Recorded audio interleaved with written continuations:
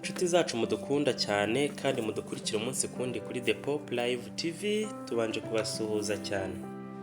Uyu munsi rero hari abakunzi bacu mwatwandikiye mudusaba ko twabakorera ikiganiro kigaruka cyane ku bimenyetso bigaragaza umugore cyangwa se umukobwa wasamye inda.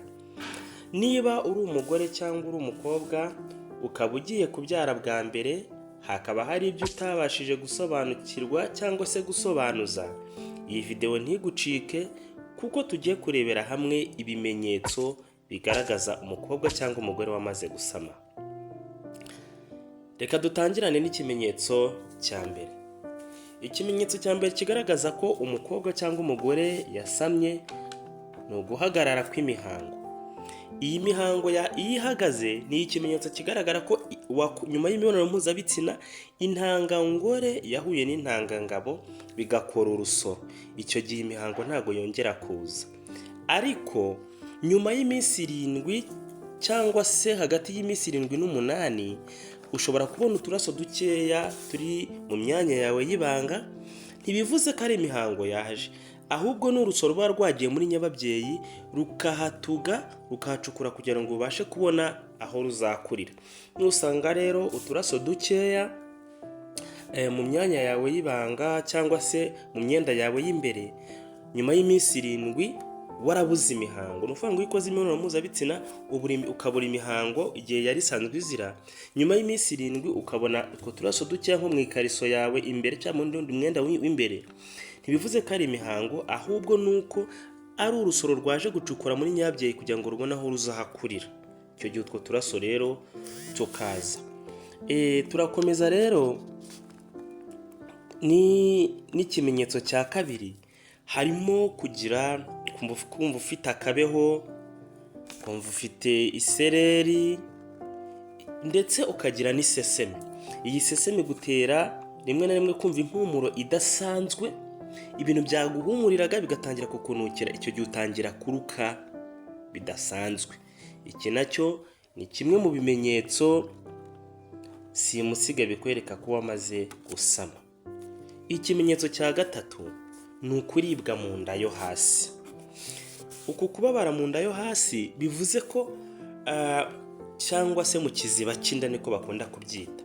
Kubabara mu kiziba cy'inda cyangwa mu nda yo hasi, aha bivuze ko ni rwa rusoro rwagiye rucukura muri nyababyeyi rwatangiye kuhakurira, hari udutsi dutoya tuba twagiye ducika rero, icyo gihe ukumva ububabare.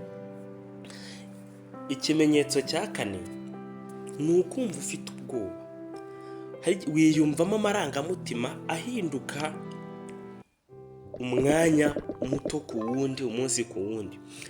Amarangamutima ahindagurika cyane rero, ushobora kumva ubwoba, ushobora kumva ibyishimo bidasanzwe cyangwa se ukumva ugize n'agahinda. Uku guhinduka kw'amarangamutima rero biterwa n'uko akenshi uba wamaze gusama inda. Ikimenyetso cya gatanu ni ukubabara umutwe. Burya umuntu wasamye akunda kubabara umutwe. Rimwe na rimwe ibi biterwa n'uko haba habayeho iyi misemburo ya oestrogene na progesterone.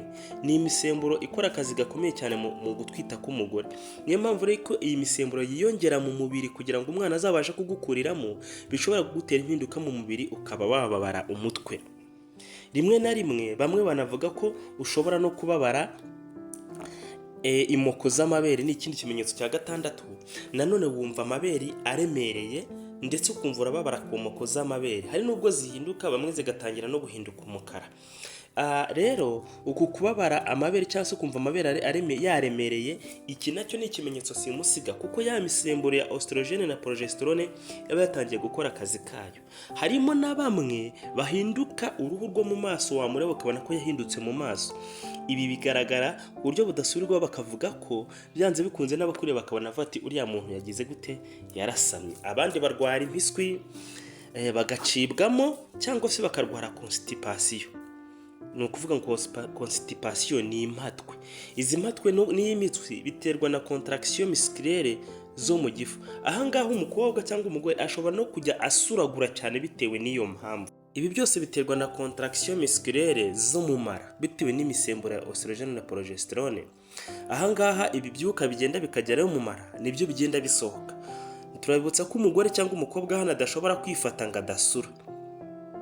Ibi rero ibimenyetso ni byinshi bitandukana bitewe n'imiterere y'umuntu cyangwa se umubiri ku mubiri. Mwibuke gukora subscribe, mukoreshe ya muduhe na comment, niho hari n'inama cyangwa se video mwifuza ko tuzabakorera ubutaha tuyikore. Turabashimiye, mugire ibihe byiza.